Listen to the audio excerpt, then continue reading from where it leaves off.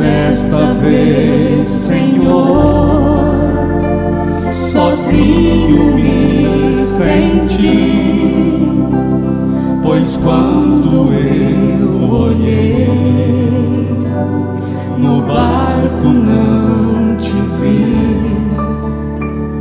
Então quando eu pensei que ia perecer,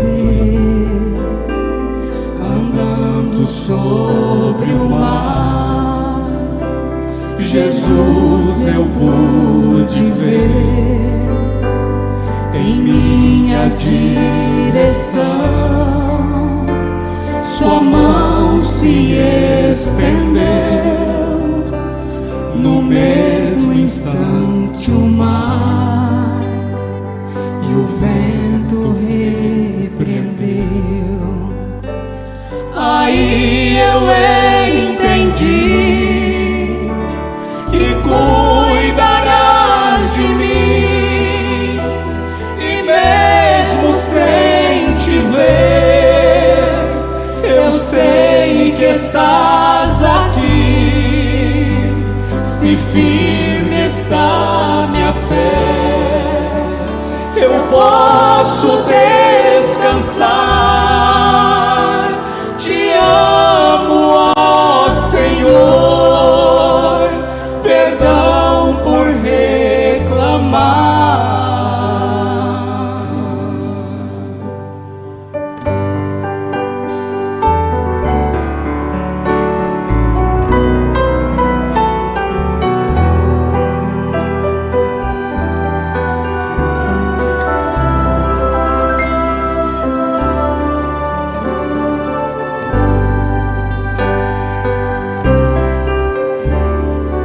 Outra vez o mar, meu barco balançou,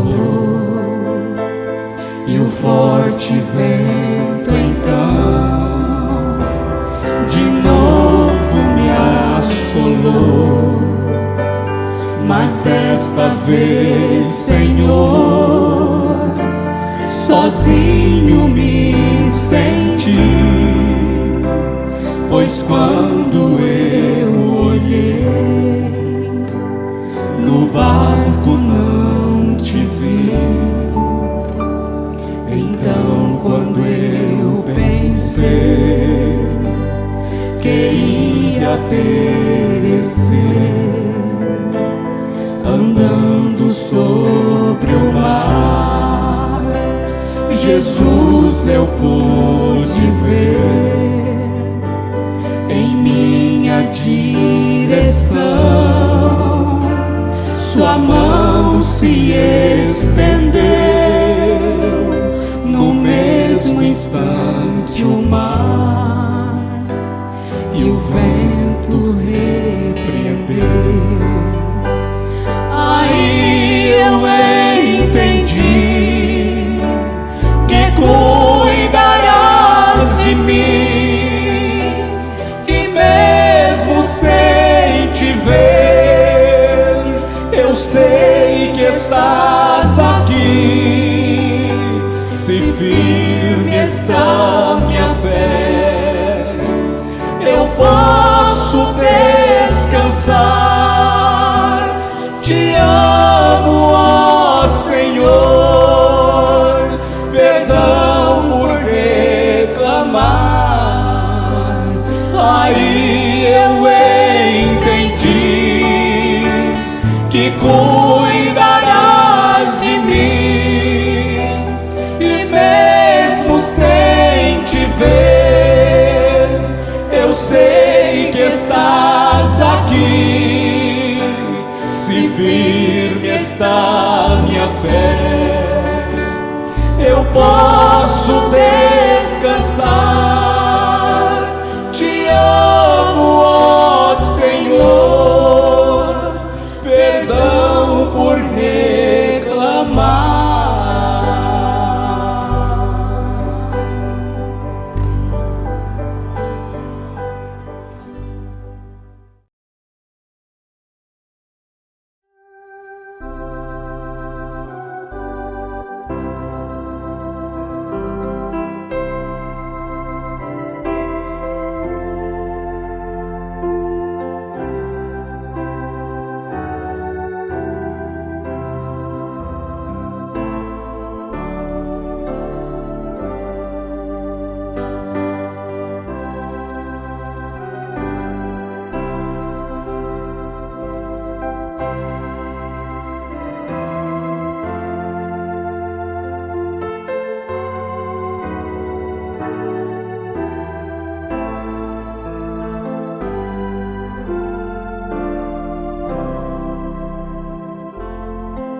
Boa noite com Jesus Cristo.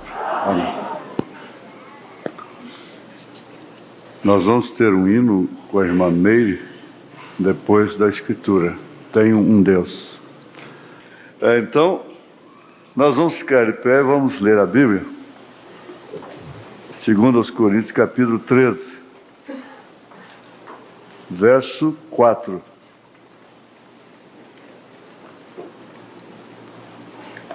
Porque, ainda que foi crucificado por fraqueza, vive contudo pelo poder de Deus. Porque nós também somos fracos nele, mas viveremos com ele pelo poder de Deus em vós.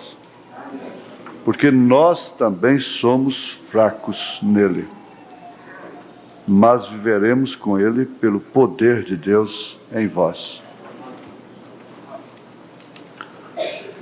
Te suplicamos, ó Pai, que a tua graça e o teu amor venha superabundar mais e mais em nossos corações, a ponto de ignorarmos o que está acontecendo lá fora, o que é muito difícil, mas pode acontecer pelo menos no nosso espírito. Não estarmos com o coração naquilo, não estarmos com o nosso espírito naquilo. Assim estava Abraão. O Senhor nos ajude, ó Pai,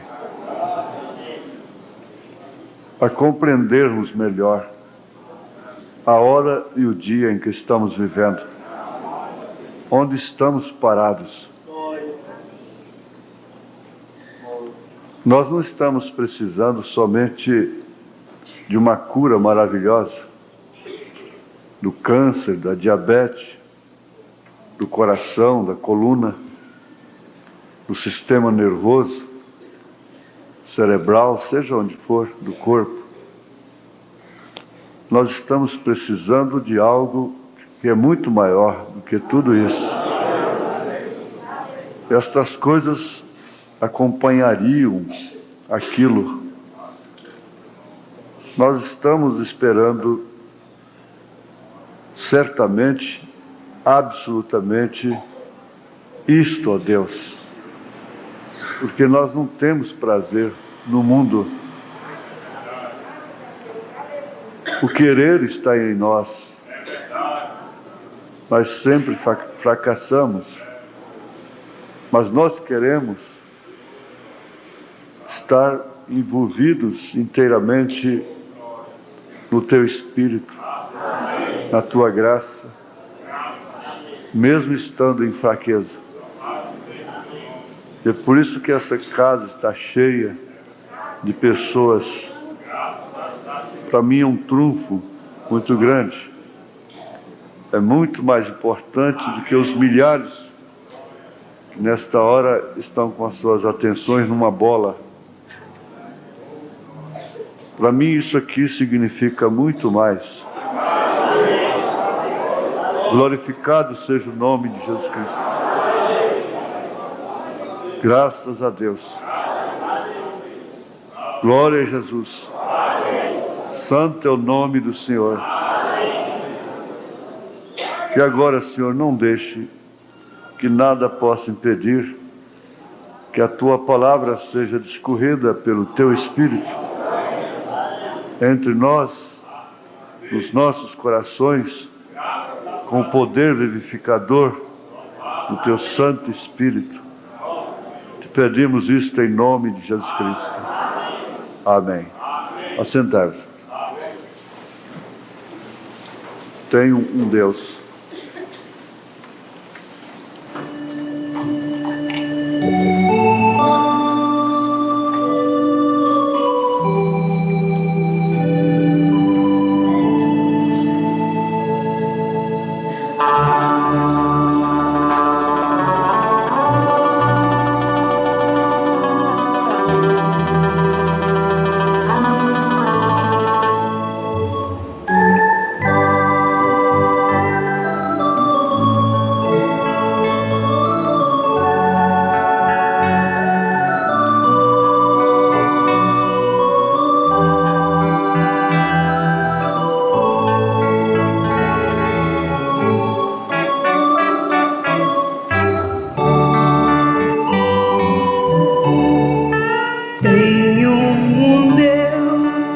Deus que é real, forte e leal, Deus de amor, bondoso pastor, Deus poderoso. Tem um Deus, Deus que é real, Deus de amor, que busca e transforma pedaços quebrados de vidas aflitas. Deus que liberta, sacia o sedento, tal qual no deserto com o povo amado. Deus de vitórias, Deus de alegria, só em Cristo existe a paz.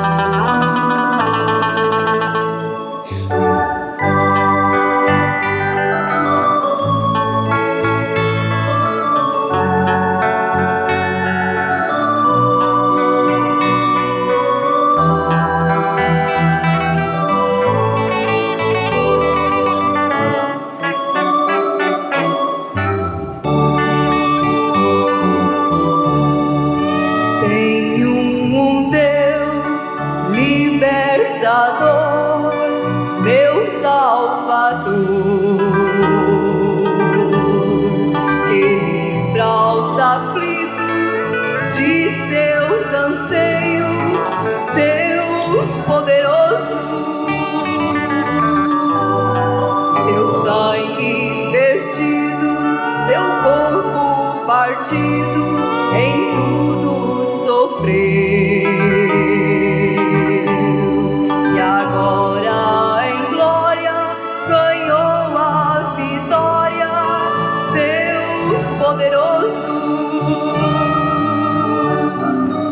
Deus que liberta, sacia o sedento, tal qual no deserto com o povo amado. Deus de vitórias, Deus de alegria, só em Cristo existe a paz.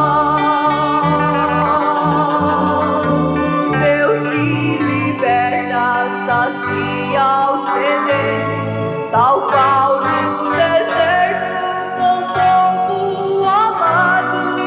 Deus de vitórias, Deus de alegria, só em Cristo existe a paz.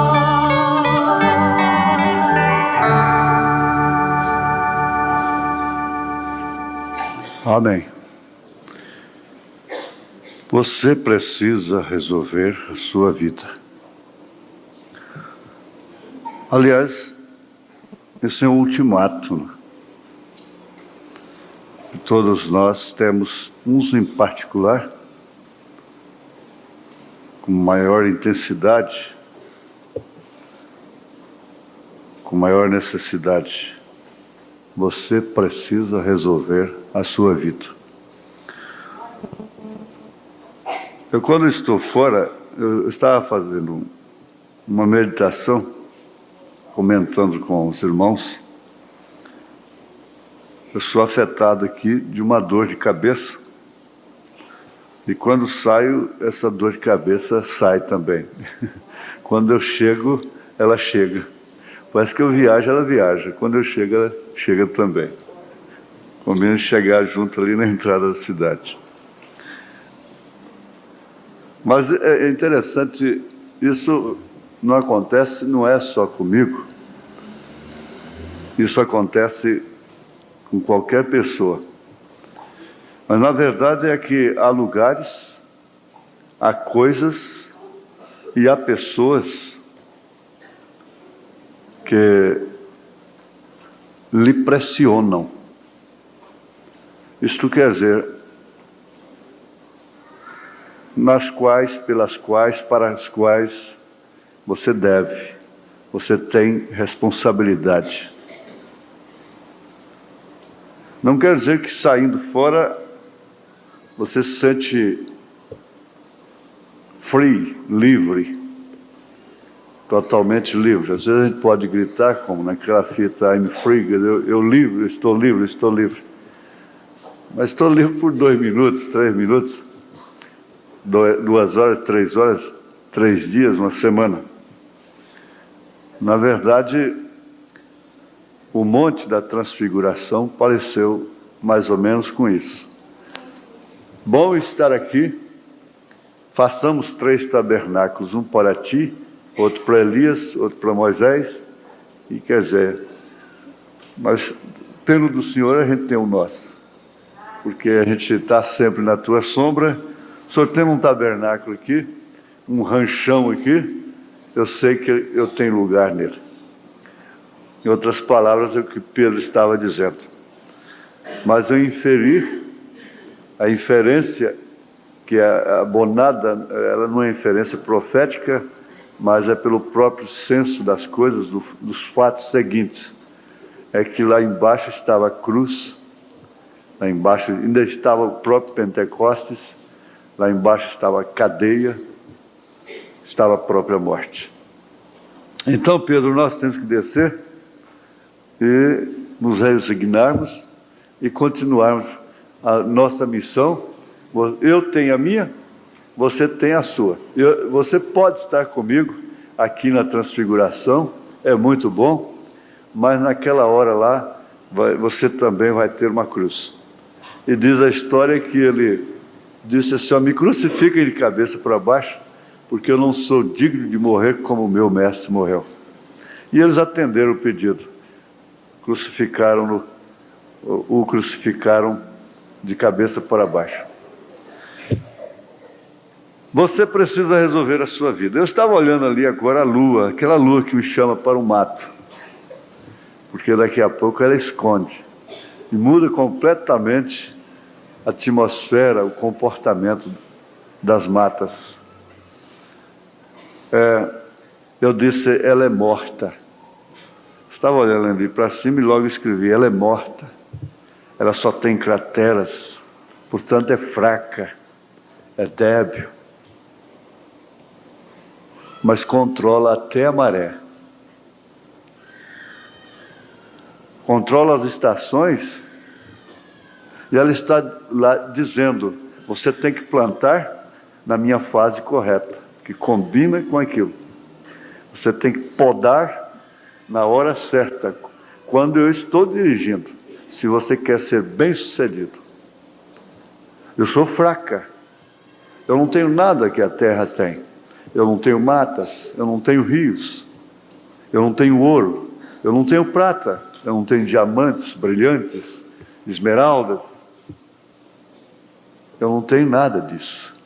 Em compensação também, eu não tenho bares, não tenho motéis, não tenho cadeias, não tenho cemitérios, não tenho campos de futebol, de corrida de carro, corrida de cavalo.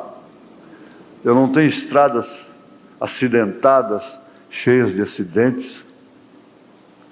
Eu não tenho nada disso. Se eu não tenho aquilo, também não tenho isso. Eu estou fraca, estou débil, não tenho nada. Porém, controlo a terra. Ela fala da igreja. A igreja está fraca, está débil. Meu irmão. Lua muito bonita. A lua provoca romance, poesia, tristeza, tédio, alegria. Seresta, não? Eu pergunto a mim mesmo, e escrevo às vezes, de uma forma que depois que alguém vai ler não vai entender nada. Estar fraco seria o segredo? Ser fraco é bom? Ser fraco é necessário? É conveniente? Ser fraco foi muito bom para Raabe. Ser fraca foi muito bom para Raabe. Ser fraca foi muito bom para a samaritana. Ser fraca foi muito bom para Maria Madalena. Ser fraco foi muito bom para Jacó. Jacó. Eu vi aqui, na perfeita força, por perfeita debilidade, parágrafo 186, o profeta diz: Deus, dê-nos mais daquela classe, dê-nos mais pessoas fracas. Aquilo é o que precisamos, algumas pessoas fracas. Eu sempre digo, bem-aventurado o povo que pode ser enganado. Bem-aventurada a mulher que pode ser enganada. A mulher muito lúcida, muito viva, dificilmente o seu lar, o seu casamento vai até o fim. Bem-aventurado o homem que pode ser enganado. Isto quer dizer, o homem que, se tiver a felicidade de cair nas mãos de uma pessoa idônea, responsável, ele vai ser bem-sucedido, porque ele vai obedecer sem questionar. As pessoas que questionam muito, elas se tornam resistentes, mesmo quando a bênção chega nas suas portas. A bênção às vezes bate de uma maneira insistente, então ela tem que cogitar muito, e às vezes a prudência recomenda isso. Era Jacó. Vocês sabem, Jacó uma vez pensou que era um grande sujeito. Ele teve uma passagens muito importantes e sucessos. Ele fugiu de várias situações como um verdadeiro herói para si mesmo. Consegui mais essa. E foi dando jacosadas. Ele podia simplesmente trapacear e passar despercebido com nada. Foi e colocou algumas varas de álamo, onde as ovelhas e gado de seu sogro, quando estavam prenhas, e as tornou em ovelhas manchadas, listradas, e lançou adiante daquela maneira, quando elas foram beber água. E a primeira coisa que vocês sabem, Jacó se tornou um grande homem. Ele realmente se chamava Jacó, não resta dúvidas. Esaú disse, ele era suplantador, correto? Assim sendo, ele era um trapaceador. Ele estava indo bem, progredindo. Ele tinha grandes rebanhos e esposas, e ovelhas, e gados, e reses, e tudo. Ele tinha tudo. Parecia ser um homem realizado, completo. Não tinha necessidade de mais nada.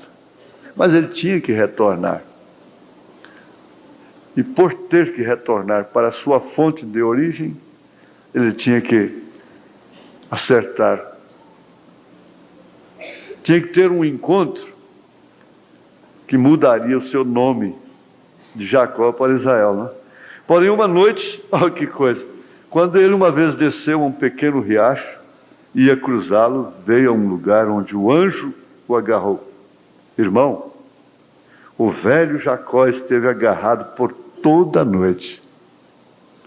Ele seguramente estava agarrado por muito tempo. Porém, quando ele se rendeu, quando se tornou fraco, e não podia agarrar-se mais. Ó Deus, permita que a igreja chegue àquele ponto, estar fraca, porque ela vai controlar tudo. A igreja chega a um lugar onde já não possa agarrar-se às suas próprias habilidades. Nós temos um grande pastor, temos grandes diáconos, temos uma grande música, grandes cantores, tocadores. Nós temos uma grande igreja? Não. Mas se entregar completamente a Deus, ser humilde, sofredora, paciente, benigna, deixe os batistas e deixe os pentecostais se envergonharem de si mesmos e pararem de se agarrar, de se renderem ao Espírito. Foi aí quando Jacó se tornou um príncipe de Deus, Israel. A Bíblia diz que ele se tornou um príncipe e seu nome foi mudado então. Recordem, ele era um grande, forte homem neste lado, poderoso intelectualmente, mas no outro lado ele era um príncipe coxo, fraco e cansado, mas tinha poder ante Deus. Sim, sua organização deve ser quebrada em pedaços. Seu prestígio na vizinhança, você pode ser um velho corvo antiquado dali em diante na vizinhança. Aquilo deve ser correto. Porém, eu lhe direi, você terá poder com Deus. Eu preferiria ser daquela maneira. Tomarei aquela maneira a qualquer tempo.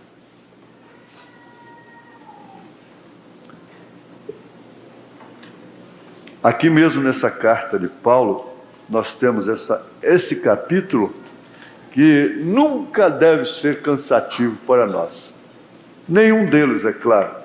Mas há capítulos na Bíblia que devem ser acompanhados assim do dia a dia.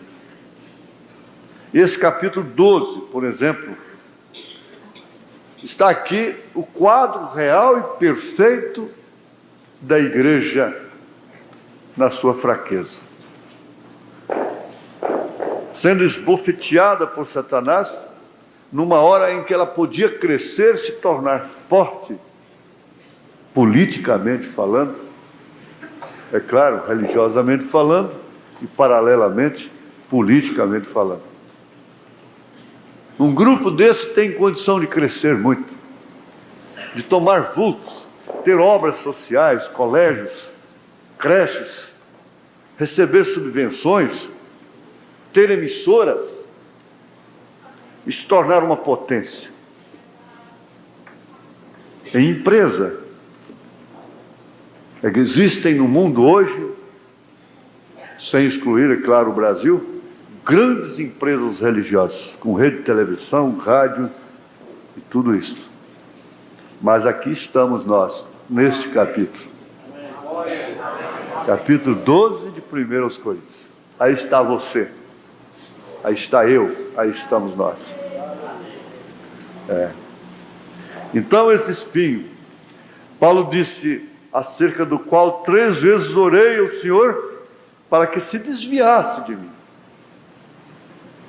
E disse-me, a minha graça te basta, porque o meu poder se aperfeiçoa na fraqueza. De boa vontade, pois, me gloriarei nas minhas fraquezas, para que em mim habite o poder de Cristo. Pelo que sinto prazer, satisfação na fraqueza. Não é propriamente hoje uma doença nos olhos, porque o óculos resolve. Uma doença na coluna, não é bem isso, pelo contrário, se for um paraplégico, uma coisa assim, parece que ganha até mais condição, atrai mais. Você sabe realmente qual é o espinho que acompanha, através do qual a igreja está sendo esbofeteada. A minha graça te basta, porque o meu poder se aperfeiçoa na fraqueza. Então, pelo que sinto prazer nas fraquezas, nas injúrias, nas necessidades, nas perseguições, nas angústias, por amor de Cristo. Porque quando estou fraco, então sou forte.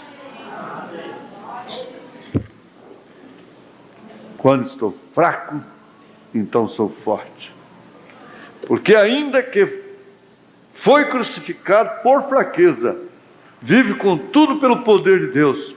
Porque nós também somos fracos nele, mas viveremos com ele pelo poder de Deus em vós. Eu estava meditando e me veio uma coisa tão gloriosa, e eu anotei num papelzinho rústico, e agora está aqui. Baal estava forte. Ele tinha 400 profetas. Deus estava fraco, só tinha um.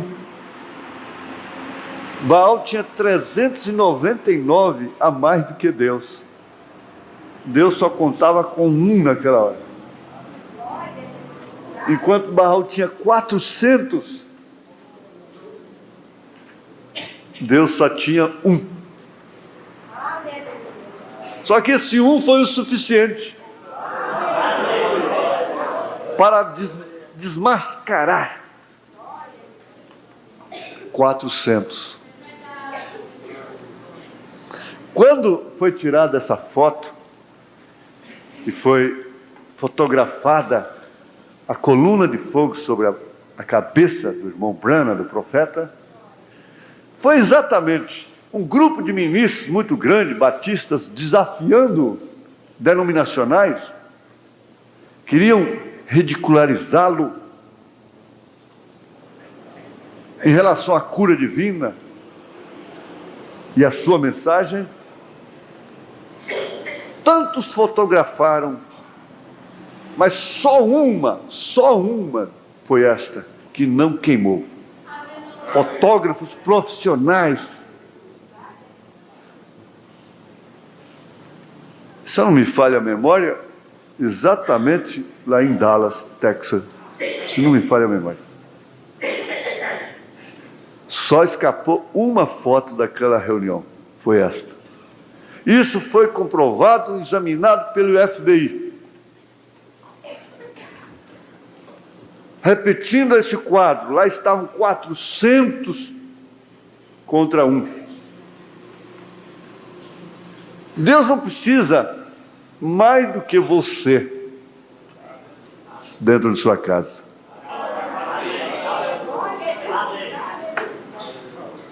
Eu estava lendo um artigo sobre o Araguaia, sobre o piau cabeça gorda.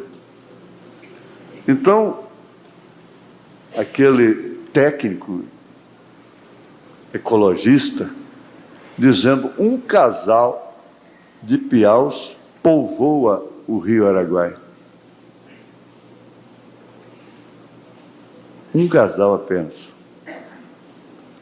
é o bastante para povoar o rio todo de peixe. Porque a sua desova milhares e milhares. Então bastava apenas ter um programa honesto, sincero, e todos nós poderíamos ter uma pesca. Os dois únicos esportes limpos que existem, pescar e caçar, são os dois mais proibidos no Brasil. Porque não existe uma programação, não existe uma conscientização. Eles só pensam em proibir. Porque isso é melhor para determinados interesses. Mas o importante é isso, é que bastava um Paulo. Para Deus bastava um Paulo, para Deus bastou um Micaías. E assim vem vindo nas eras, durante as eras, bastou. Na era de Éfeso, Paulo. Na era de Esmirna, Irineu. Na era de Pérgamo, Martim. Na era de Columba, Tiatira, né? Na era de Tiatira, Columba. Na era de Sardes, Lutero. Na era de Filadélfia, Wesley. Na era laodiceiana, que é a nossa, basta William Branham. Aleluia. Isso é o suficiente. Com razão, Kennedy disse: um homem faz diferença.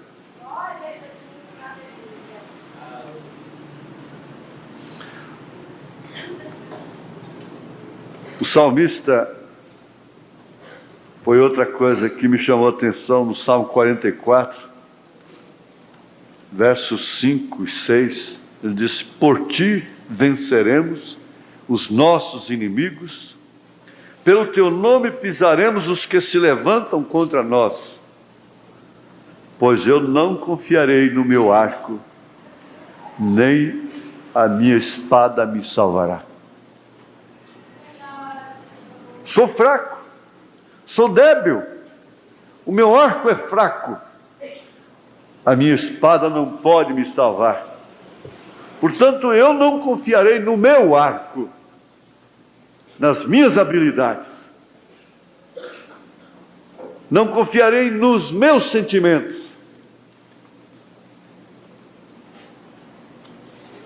Por quê? O que poderá me fazer isto? O que poderá isto fazer por mim?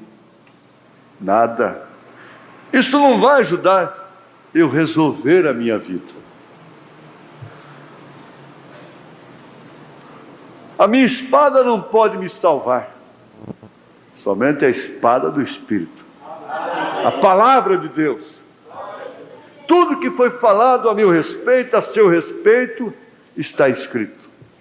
Se cumprirá. Nós entendemos que desde antes da fundação do mundo, Deus viu Raabe em cima do muro. Mas logo ela definiu. Ela não ficou em cima do muro. Ela definiu o lado certo. Ela já morava em cima do muro.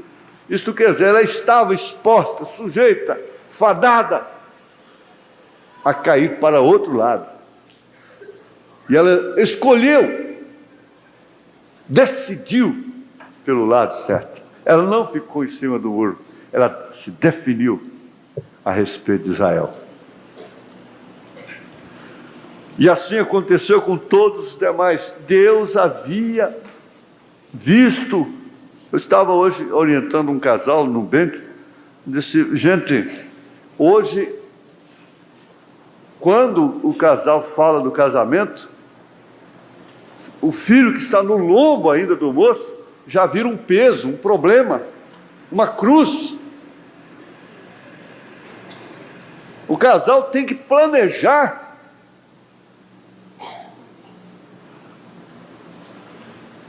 a problemática do filho. Ele já se torna em uma questão. Ele disse: esse pobre menino já vira um problema mesmo antes de se casar, antes de vir à luz,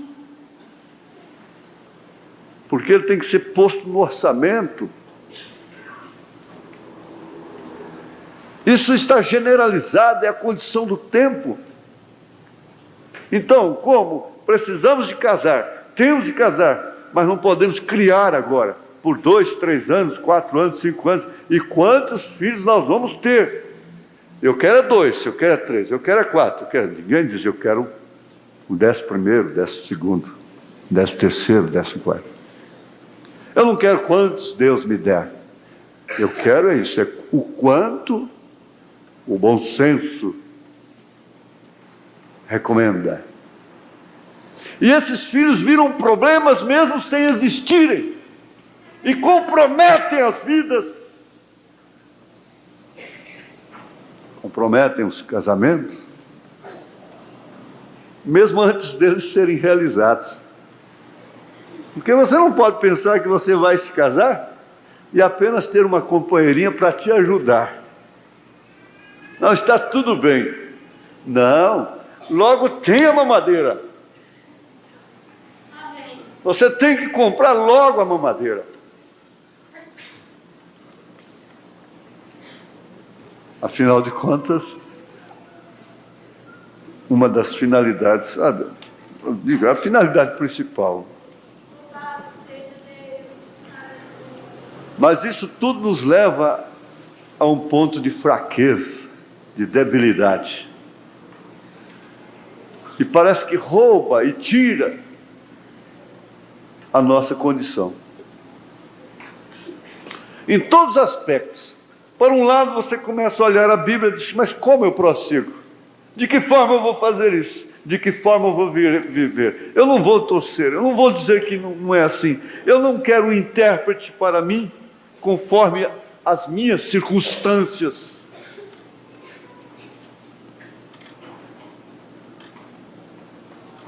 E assim, então, caímos em total debilidade.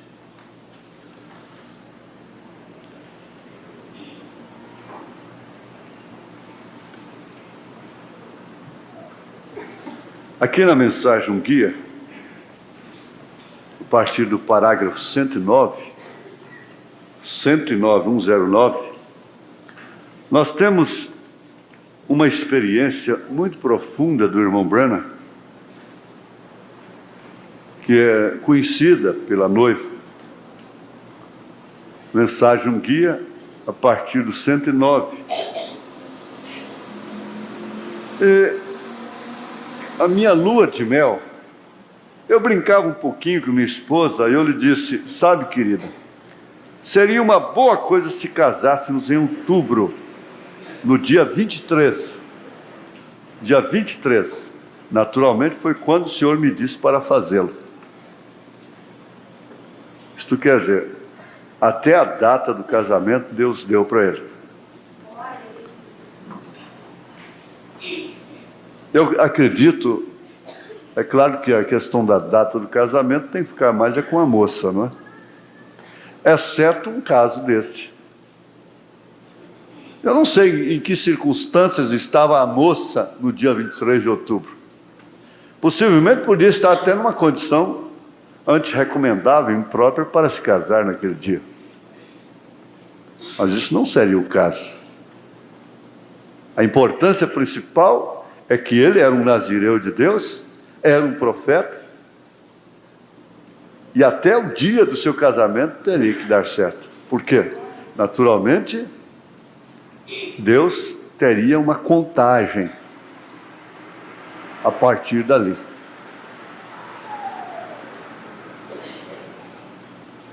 E eu pensei, agora para uma pequena lua de mel, eu economizei meu dinheiro,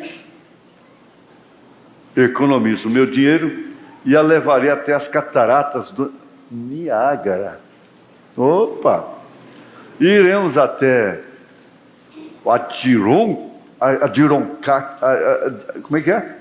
Adirondack, e caçaria um pouquinho.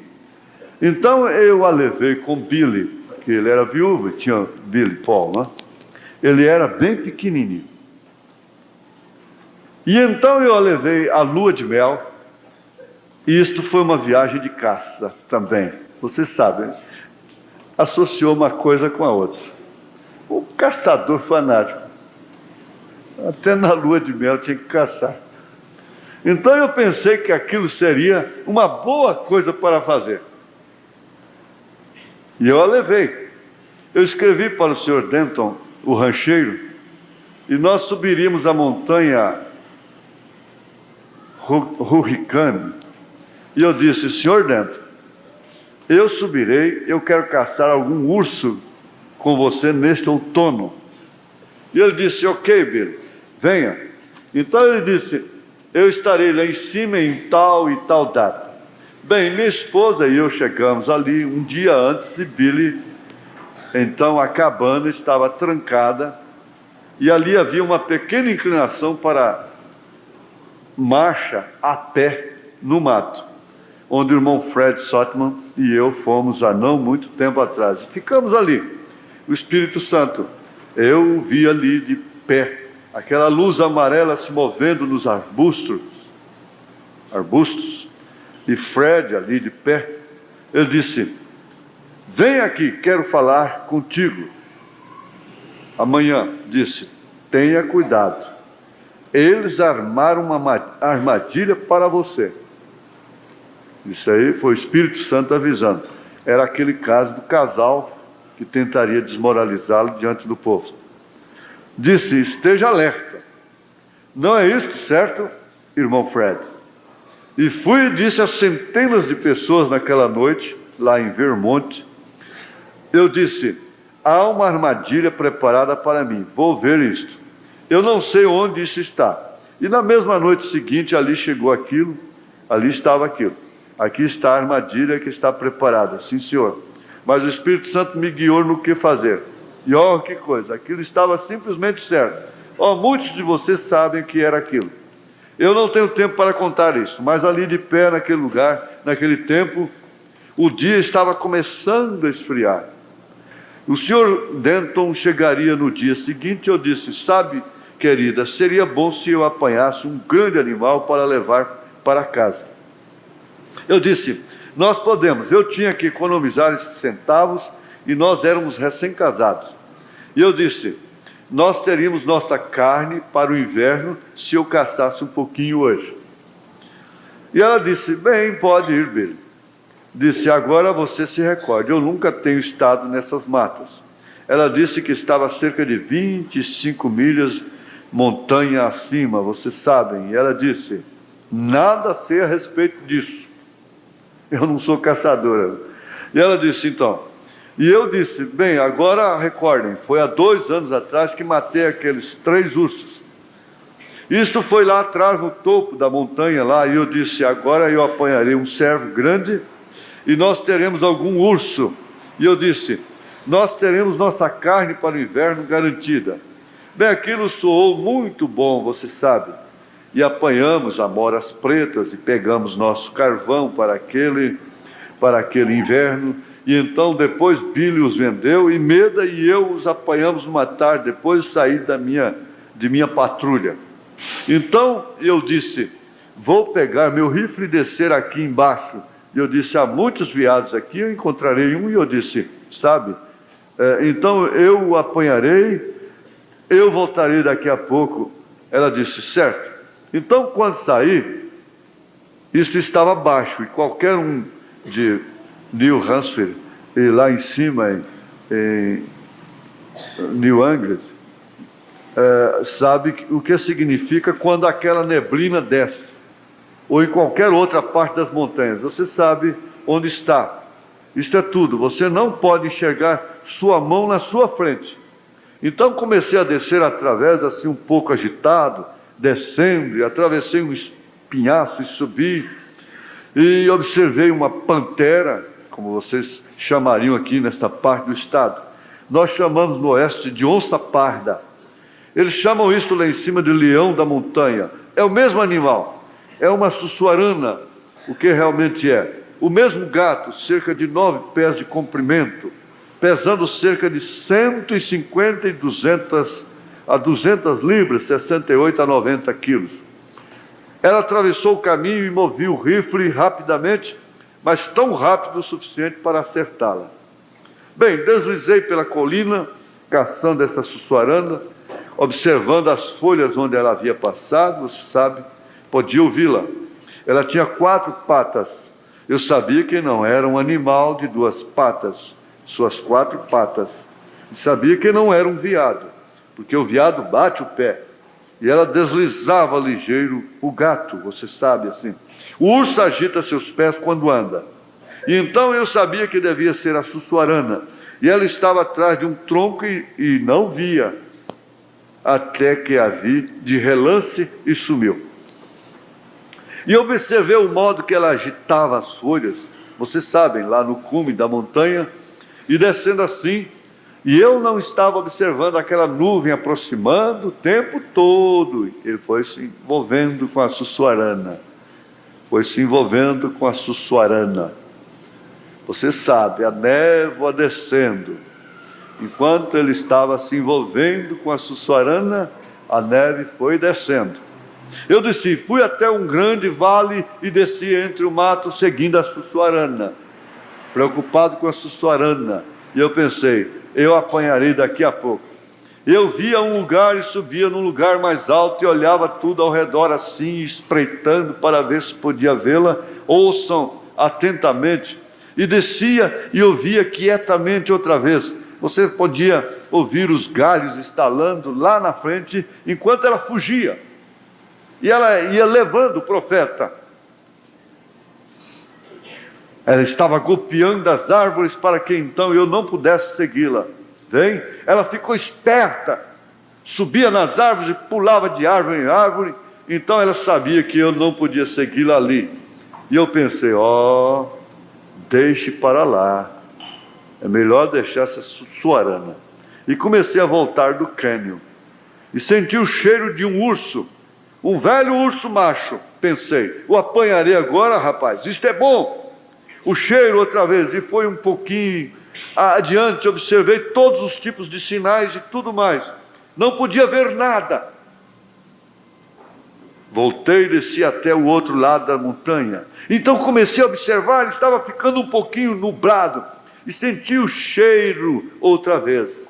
Ele estava no ar, em alguma parte. Eu disse, não. Agora o que aconteceu? O vento estava vindo desse lado e apanhei a onda do cheiro do urso vindo daquele lado. Eu atravessei e o vento vinha de outra direção agora. Então tive que voltar onde senti o cheiro do urso pela primeira vez e parti dali. E no meu caminho de volta olhei pelo cânion e vi os arbustos se moverem. E quando olhei, algo preto se moveu. Pensei, lá está ele. Coloquei um cartucho na espingarda rapidamente, fiquei quieto. E quando fiz, era um enorme cervo, muito grande. Pensei, isto é exatamente o que eu estava querendo de todos os modos. Atirei no animal.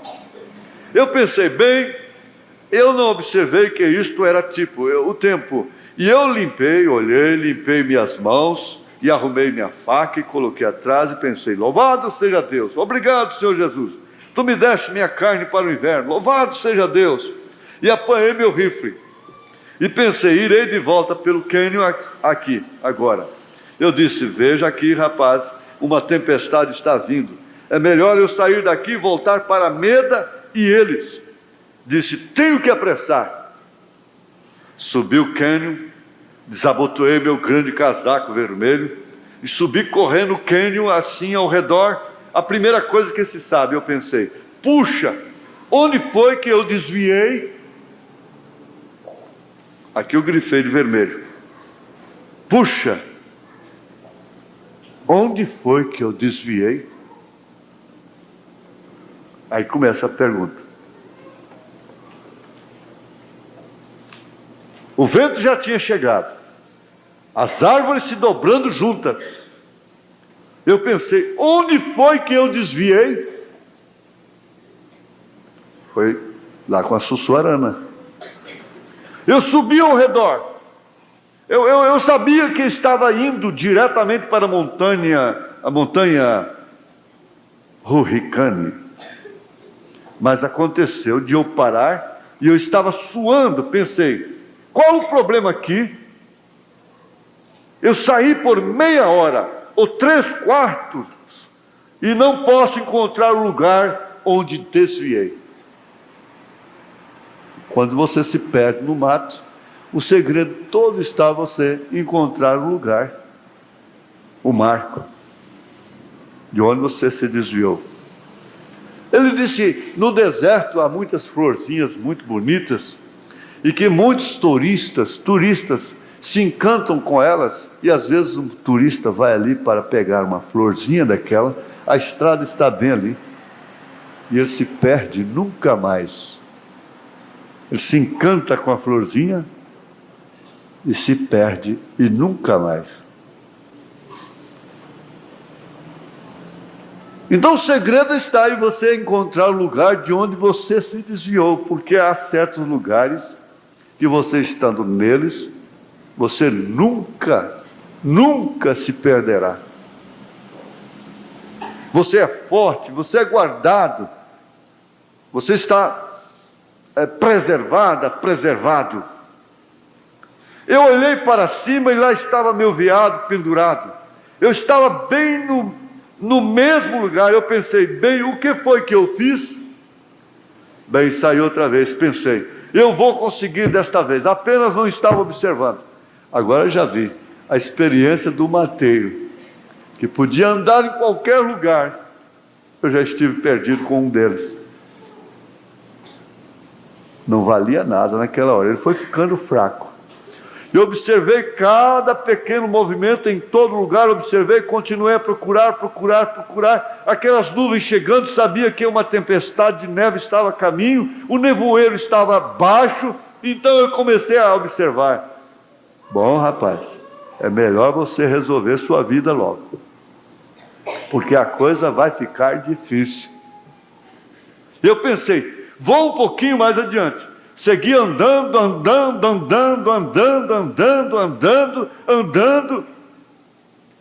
E nessa hora procura-se caminho para qualquer direção. E eu pensei, bem, isso é estranho. Parece que já vi este lugar antes. E olhei, ali estava o meu veado pendurado. Andava, lá estava o veado pendurado.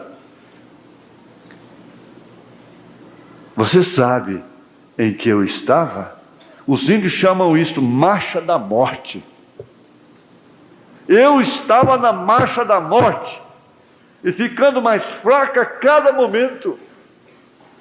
A pressão já se tornara tão forte que eu já quase não podia resistir mais. Porque não era só por mim. Lá estava meu pequeno bebê, menino com medo, que não tinha nenhuma experiência numa cabana. Você fica andando em círculo ao redor. Você tem que resolver a sua vida. Bem, eu pensava em ser um guia tão bom que jamais me perderia. Bem, nada tinha que me dizer nas florestas. Eu conhecia meu caminho de volta. Eu sabia como ir e como voltar. Eu podia ser guia para os outros, mas agora eu estava perdido.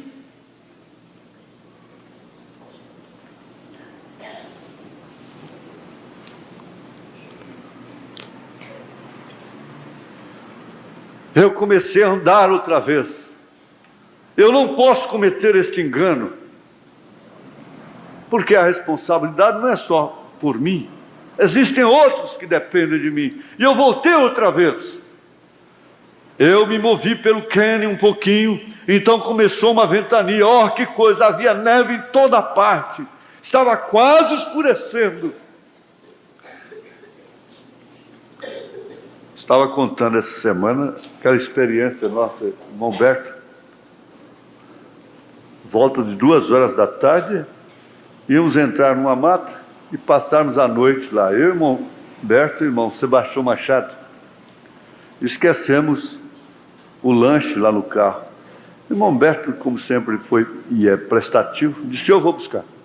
A 300 metros, disse, ó, aqui, está esse pé de jatubá aqui, ó, seco. Os carros estão ali, nós vamos esperar aqui então. Ele foi buscar os lanches. 2 horas da tarde, 6 horas da tarde, Zé Berto ainda não tinha aparecido. Misericórdia. Você não sabe o que nós passamos. Falei, e agora? O que eu vou contar para irmã Ivone e seus 4 filhotes? Como que vai ser isso? Gente, o coração da gente bate para lá, para cá, para lá. O coração bate, o coração apanha, o coração faz tudo. É custoso, é difícil. E foi passando a hora, o irmão Sebastião já estava roxo, sim, e sofre uma enxaqueca crônica, uma coisa terrível. E falei, bom, daqui a pouco eu tenho um segundo problema. O que será de mim? Senhor, eu não vou mais carregar gente assim. Esse pessoal que anda comigo tem que me obedecer, porque a responsabilidade é toda minha, não é verdade? Gente, vocês avaliam o que significa isso? Pensa um pouquinho. Aquele ermo de mata, e nem sinal do irmão Zé Berto. Quando deu 6 horas da tarde, já escurecendo. Ele disse, já estava escurecendo. Ah, meu Deus. No rio, no mato, 5 minutos muda completamente. O sol faz assim, ó. Você está torcendo para ele fazer assim, ele faz assim.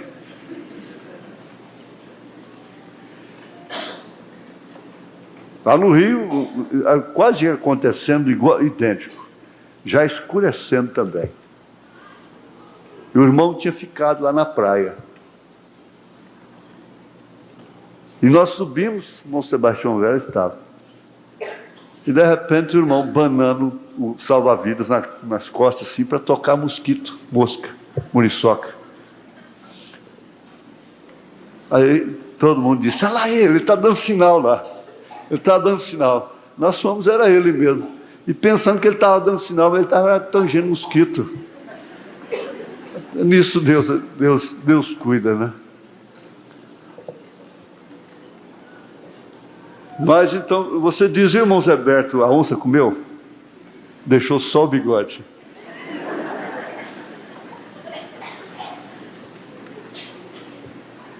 Irmãos, eu não posso esquecer disso nunca. Se ele já esqueceu, eu não posso esquecer, porque quem apanha não esquece. Quem bate esquece com facilidade. Não? Não, né? Ele disse que não esqueceu. Não. Aí foi que Deus desceu assim, olha. Nessa hora você perde toda a habilidade, toda a experiência cai por terra quando você está perdido. É por isso que tem que ter paciência, orar. O homem fica desorientado, perde o senso, faz loucura. Irmão Brando disse que aquele rapaz lá ficou doido quando estava perdido. Ele não reconhecia nem seus próprios irmãos.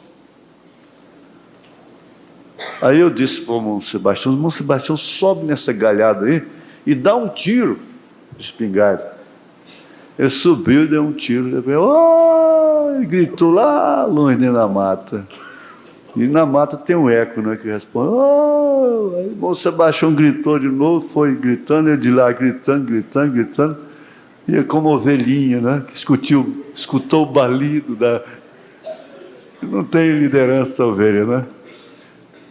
Veio ao encontro. Ah, que alívio. Quando ele gritou lá, falei, meu Deus, agora os 4 filhotes não vão dar de cima de mim mais. Não é brincadeira, não. Estávamos todos fracos mesmo. Não tinha como fazer mais. E ali eu comecei a andar outra vez. Eu não posso cometer engano. Eu voltei outra vez.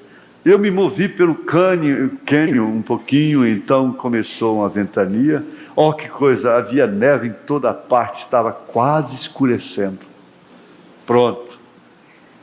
E eu sabia que Meda morreria naquela noite na selva. Ela não sabia como cuidar de si própria. Ela era indefesa. E Billy tinha apenas 4 anos, 3 anos de idade, era bem pequenino, e eu pensei, o que eles farão? Daí eu levantei esse tanto e encontrei alguma camada de musgo. Eu pensei, estou num terreno plano em alguma parte, e não posso ver nada, está tudo enevoado. Eu estava agora andando em círculo. Rapaz, você tem que resolver sua vida.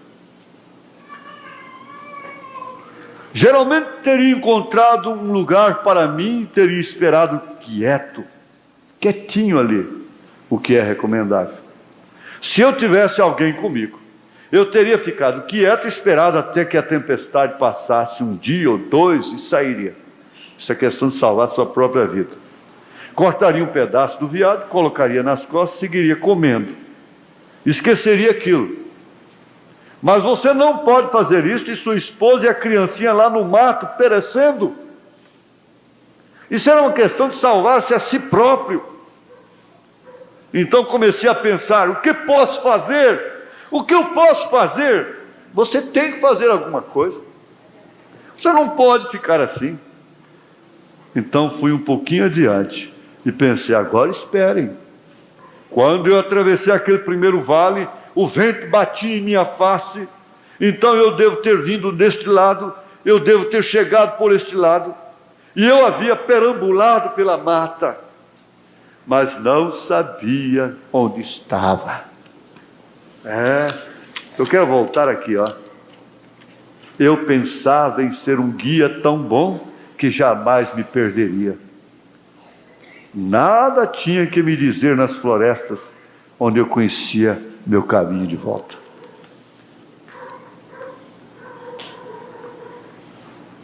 Eu disse, comecei a ficar nervoso, e agora? E pensei, espera um pouco, Billy, você não está perdido.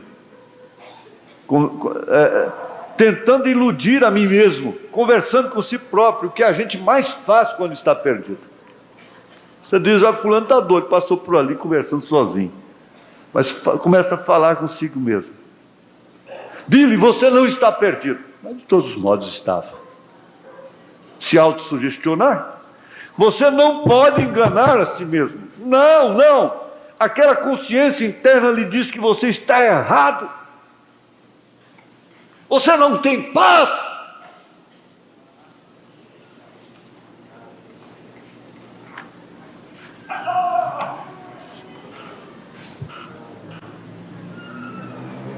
Você tenta dizer, estou salvo, vou à igreja. Todos os domingos eu vou à igreja. Não se preocupe. Espere até que aquele leito de morte se aproxime, minha filha. Espere que até aquele leito de morte se aproxime, homem. E você saberá que é diferente. Que é completamente diferente. A sua consciência lhe diz, você está errado. Você está errada. Você está perdido. Você está perdida. Não adianta enganar-se a si mesmo. Você está numa fraqueza que não pode nem levantar um dedo. E quer dizer que é um super-homem? Algo dentro de você lhe diz que você está errado. Você sabe que se você morresse, você não poderia encontrar um Deus santo. Como nós ouvimos ontem à noite, até mesmo os anjos santos tiveram que tampar suas faces para estarem diante dele. Agora que a gente tem a combinação aqui. Não foi propositalmente, de fato ele falou de manhã, no guia, né? Como você se colocará fora do sangue de Jesus Cristo para te cobrir? Essa mensagem, um guia, ela me veio, onde eu estava. Não foi hoje. Pensei, eu vou dar conta. E comecei a andar, e descobri que continuava ouvindo algo. Então fiquei nervoso. E às vezes você pode, se você estivesse com ele, você diria, olha, mas o homem que eu conheço lá é tão fraco assim. Ele também fica nervoso? Ele também é humano. E pensei, agora se eu ficar assim, vou ficar em pedaços. Isto é o que geralmente um homem perdido faz, ele fica aos pedaços na selva. Então ele pega a sua arma e atira em si mesmo. Ou cai em um buraco e quebra sua perna e ali fica, ele morre ali. Ele perde suas forças totalmente. Ele é exigente dentro de casa. Ele pede a toalha com maior rompante. Ele faz com que seus pés sejam lavados com arrogância. Descaridosamente em casa. Mas quando ele está perdido, ele se torna uma pessoa completamente desvalida e que faria qualquer coisa dentro de casa para ajudar sua mulher. Então eu pensei, o que vou fazer? Então eu comecei a andar. Eu não podia ficar parado. E continuei a ouvir algo dizer, sou o socorro bem presente na angústia. Amém? Sou o socorro bem presente na angústia. Eu vou resolver para você. e simplesmente aqui andando. Pensei, agora sei que já comecei a sair um pouquinho, agora posso ouvir a voz falar comigo. Pelo menos já estou ouvindo a voz falar comigo. Pelo menos o Senhor já está falando comigo. Ele ficou por um tempo sem falar comigo, mas agora eu ouvindo a sua voz, a coisa melhorou bastante. Eu segui andando, e isto, assoviando, você sabe. Eu pensei, agora eu não estou mais perdido. Eu não estou mais perdido. Você sabe onde está, rapaz. Qual o problema com você? Você não pode se perder. Você é um caçador muito bom, você não pode se perder. Autojactância, arrogância. Você sabe, fazendo a mim mesmo este engano, tentando enganar-me a mim mesmo. Você não pode enganar isto. Quando está perdido, está mesmo. Aqui embaixo há uma pequena roda girando, dizendo, rapaz, você está perdido e você sabe que está perdido. Você está perdida e sabe que está perdida. Eu segui andando. Ninguém quer fazer nada para que outro encontre o caminho sem cobrar. Sem cobrar seus direitos. Isso é a verdade. Eu segui andando. E eu sempre pensava, onde foi que me desviei? Eu não estou perdido. Tudo estará bem. Sempre falando consigo mesmo. Eu encontrei meu caminho. As coisas começaram a parecer estranhas, vento sufocante, a neve começou a voar, uma neve meio moída, nós a chamamos de chuviscada, e pensei em minha esposa e o menino, eu pensei, puxa, claramente ouvi aquilo outra vez dizendo, sou socorro bem presente na angústia. Sou socorro bem presente na angústia. E eu era um ministro do Evangelho então, pregando bem aqui no tabernáculo, e estava lá naquela condição, perdido. Fraco, débil, indefeso, sem poder fazer nada pela minha família. Então pensei, bem, o que posso fazer? Parei, olhei por todos os lados e a neve já estava bem baixa agora. Era isto. Nada poderia ser feito então. Pensei, o que eu posso fazer? Pensei, Senhor, não sou digno de viver. Eu tive muita confiança própria, eu confiei nas minhas habilidades, nas minhas experiências. Eu pensei que era um caçador, mas não sou não, Senhor. Eu não sou esse perito que os outros pensam, que eu mesmo pensava. Irmão, sempre confiei nele. No tiro tenho recordes lá em cima.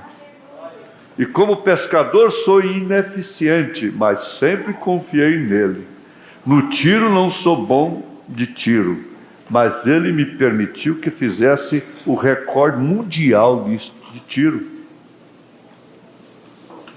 Vem, atirando enviados a 800 jardas. Levei o rifle lá em cima, matei 35 cabeças de caça sem errar um só tiro com ele. Fiz tudo isso. Por isso eu tinha que pensar que eu era bom mesmo. Você podia ler sobre isso em toda parte, vem. Não eu, mas ele, eu confiei nele. Se tornou campeão mundial de tiro. Ali estava eu. O que posso fazer? O que posso fazer agora? Débil, fraco, indefeso, sem poder fazer nada pela sua mulher e seu filhinho. Eu continuei. Aquilo foi ficando mais perto, mais perto. Sou socorro bem presente na angústia. Sou socorro. Sou socorro. Pensei, isto é Deus falando comigo. Não é autossugestão, não estou me sugestionando, é Ele falando comigo. Eu tirei o meu chapéu. Estava com o meu chapéu da patrulha. Tinha um lenço vermelho passado ao redor dele. Eu coloquei no chão, tirei meu casaco. Ele estava úmido. E coloquei meu casaco no chão. Coloquei meu rifle contra o lado de uma árvore. Eu disse: Pai Celestial, agora estou ficando fora de mim mesmo. Estou ouvindo uma voz falando comigo. És tu? Será realmente que és tu? Eu disse: Senhor, eu vou admitir para ti que eu não sou nenhum caçador. Eu não tenho habilidade própria. Eu estou fraco. Tu tens que me ajudar, Senhor. Me ajude. Não sou digno de viver e fazer das coisas que tenho feito. Vindo aqui pensando que eu sabia muito sobre isto para alguma vez me perder. Eu preciso de ti, Senhor. Eu preciso de ti, Senhor. Minha esposa é uma boa mulher, meu filho, meu garotinho, a sua mãe partiu e ela está tentando ser uma mãe para ele, e eu acabei de me casar com ela, e aqui está ela, uma criança aí no mato. Ambos morrerão nesta noite. Este vento ficará com cerca de 10 graus abaixo de zero, e eles não saberão como sobreviver, Senhor. Eles morrerão nesta noite. Não os deixe morrer, Deus. Leve-me até eles, para que então eu possa ver que eles não morrerão. Estou perdido, Deus. Eu reconheço que eu estou perdido, Deus. Eu não posso encontrar meu caminho de volta. Por favor, me ajude. E me perdoe pela minha própria maneira egocêntrica. Eu fui arrogante. A Sussuarana me desviou. Não posso fazer nada sem ti. Tu és meu guia. Ajuda-me, Senhor. Eu levantei e disse: Amém. Amém. Apanhei meu lenço, meu casaco, o apanhei, coloquei meu chapéu, apanhei meu rifle. Eu disse: agora eu me prepararei da melhor maneira que eu sei como fazer, o melhor do meu entendimento, e eu irei diretamente para um lado, porque estou andando em círculo agora, a alguma parte, eu não sei onde, eu estou perdido, mas eu irei pelo caminho que tu me disseres. Senhor Deus, me guia, meu guia, me guie.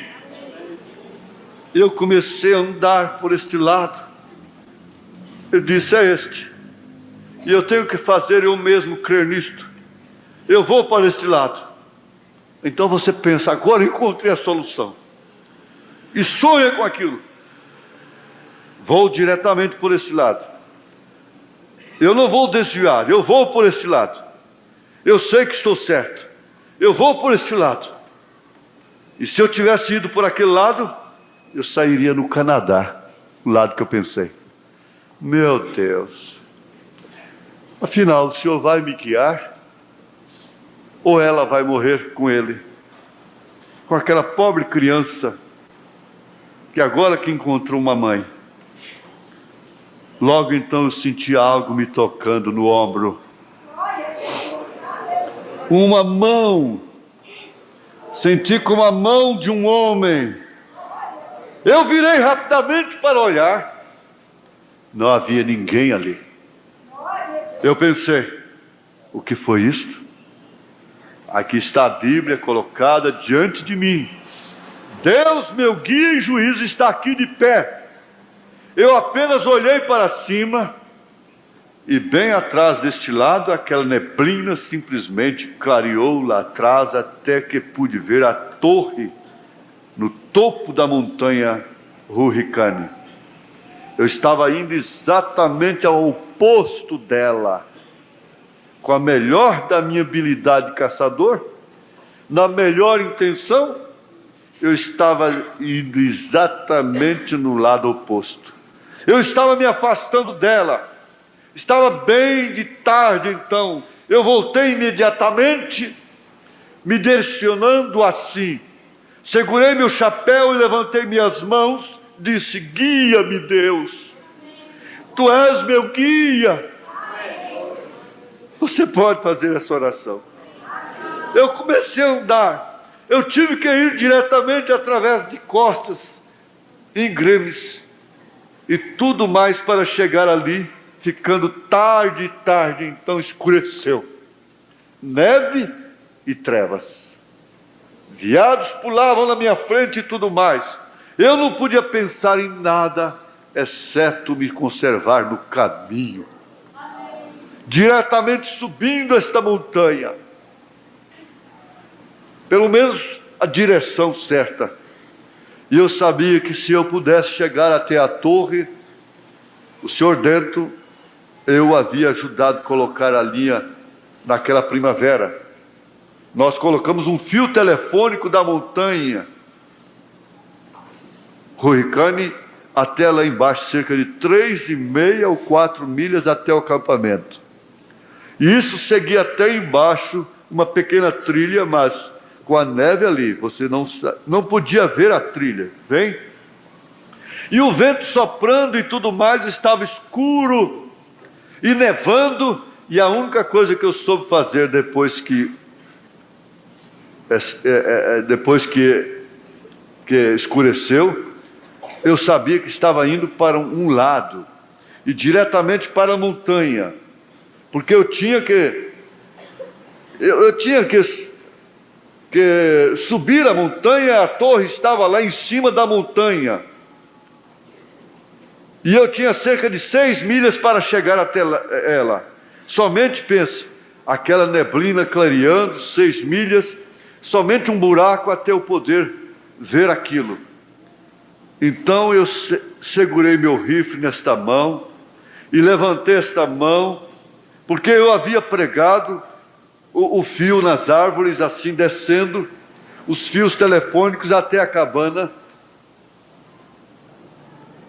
para que então ele pudesse falar com a sua esposa e chamar dali da montanha. E eu ia ajudá-la a descer isto naquele outono. E eu fiquei com minha mão levantada assim, dizendo, ó Deus, deixe-me tocar naquele fio.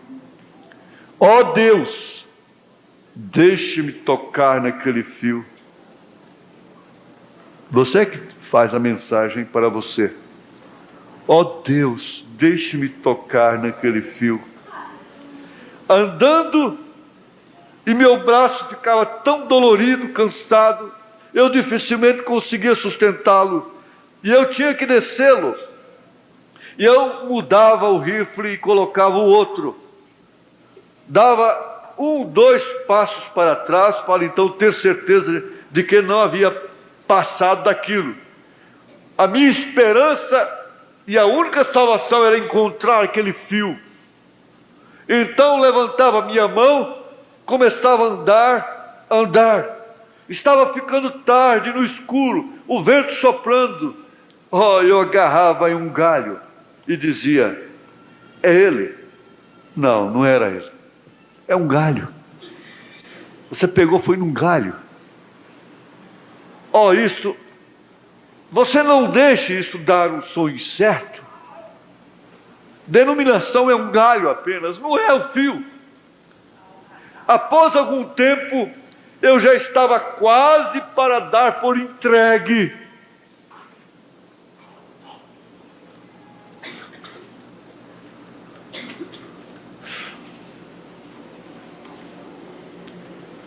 Eu conheço alguém que já deu por entregue.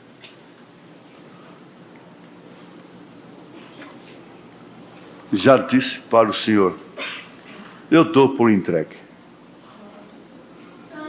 Eu já estava quase para dar por entregue. Minha mão tocou em algo. Agora sim. Minha mão tocou em algo. Oh, puxa! Eu tinha encontrado, sendo que eu estava perdido. Segurei naquele fio. Encontrei o fio. Eu joguei o rifle no chão, tirei meu chapéu da cabeça e parei ali. E eu disse: oh Deus, que sentimento é ser encontrado quando a gente está perdido. Eu disse: até o fim deste fio, eu nunca o perderei. Eu não vou soltar dele de jeito nenhum, porque ele me levará lá na cabana onde está a minha esposa e meu filho. Eu não soltarei mais deste fio. Eu estou fraco, estou débil, eu não tenho como andar mais sem este fio. Eu não solto dele.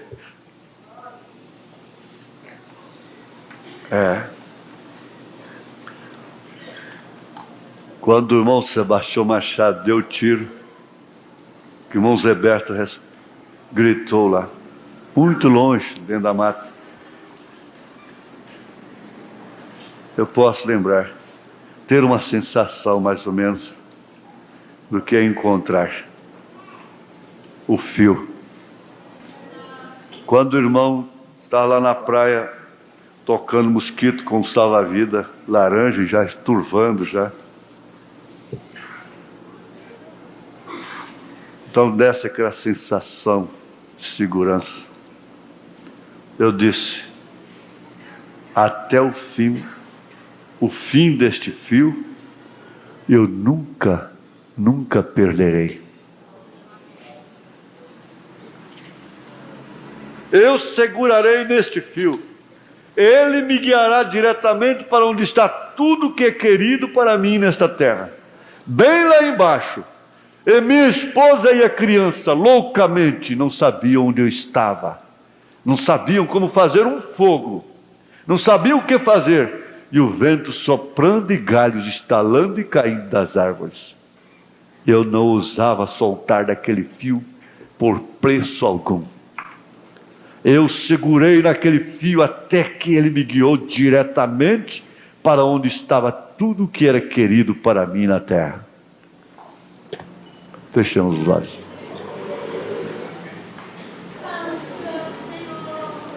Pois eu não confiarei no meu arco, nem na minha espada, nem a minha espada me salvará.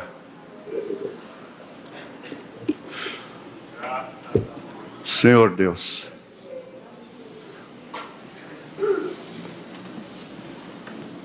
a mensagem da experiência é diferente. Ela é completamente diferente do sermão programado, sermão estudado, montado, homilética e tantas outras coisas que eles arranjam. Mas aqui está pregado aquilo que a gente está vivendo. Eu estou pregando aquilo que eu vivo, aquilo que eu estou experimentando. Nós estamos ouvindo aquilo que estamos vivendo. E nós queremos reconhecer diante de Ti que não somos espertinhas, nem espertinhos. Nós queremos reconhecer diante do Senhor Nossas habilidades próprias só servem para nos atrapalhar. É isso que nós queremos reconhecer, ó Pai. Mas o Senhor sabe o que cada coração está dizendo agora.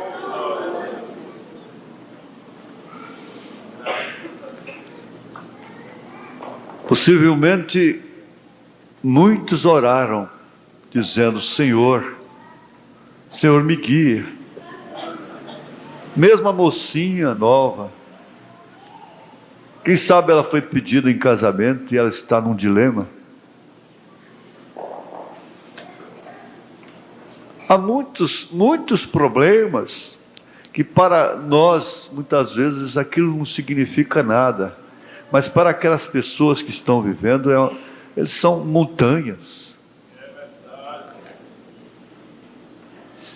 E às vezes nós ficamos rodando em círculo, moendo como Sansão, moendo para os filisteus.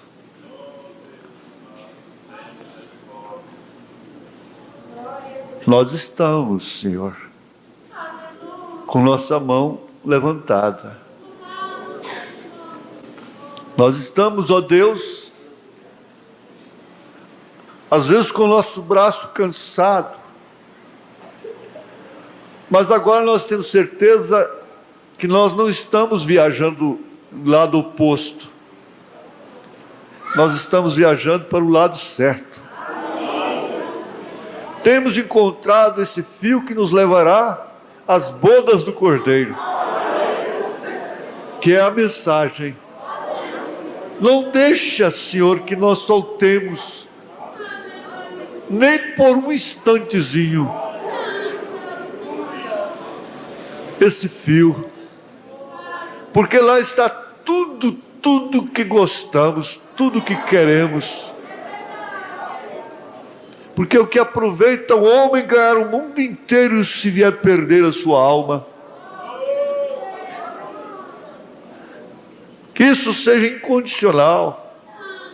Agora não é por mulher, não é por filho, não é por marido, não é por parentes, não é por netos, não é por sobrinhos, não é por vizinhos, não é por ninguém.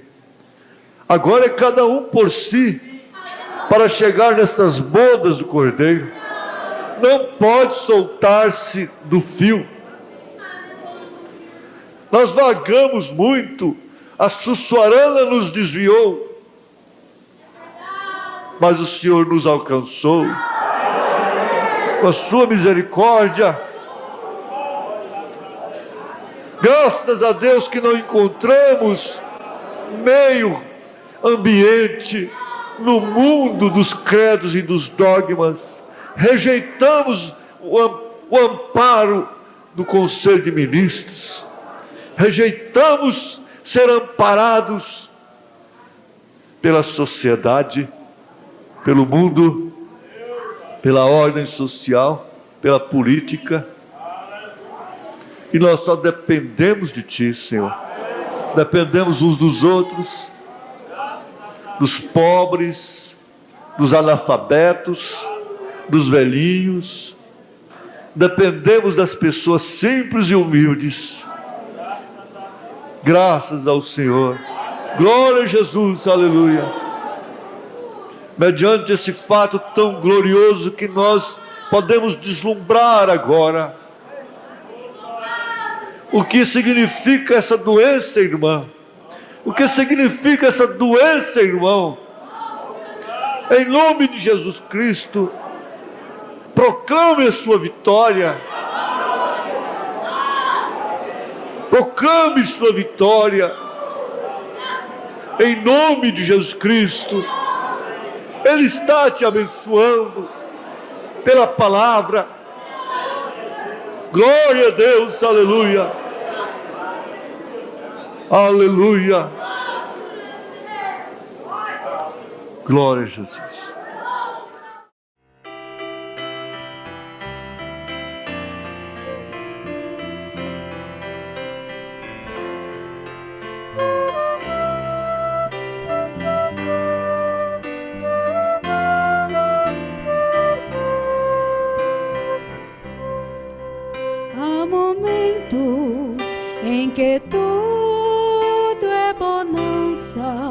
e o crente é feliz conversando com Deus. São momentos que a vida não compra, mas o crente encontra conversando com Deus. Conversando com Deus, o sorriso virá. Conversando com Deus, o irmão vencerá. Aleluias e glórias, anjos cantam no céu quando o crente se encontra conversando com Deus.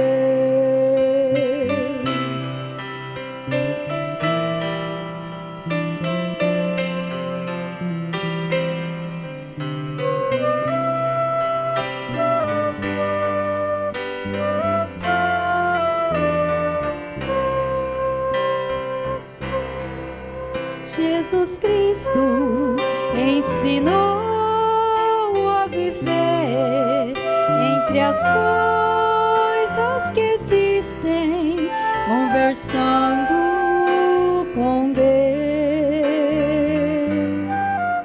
Ele mesmo, embora tão santo, viveu neste mundo conversando com Deus. Conversando com Deus, o sorriso virá. Conversando com Deus, o irmão vencerá. Aleluias e glória, anjos cantam no céu quando o crente se encontra conversando com Deus. Conversando com Deus, o sorriso virá. Conversando com Deus, o irmão vencerá. Aleluias e glória, anjos cantam no céu quando o crente se encontra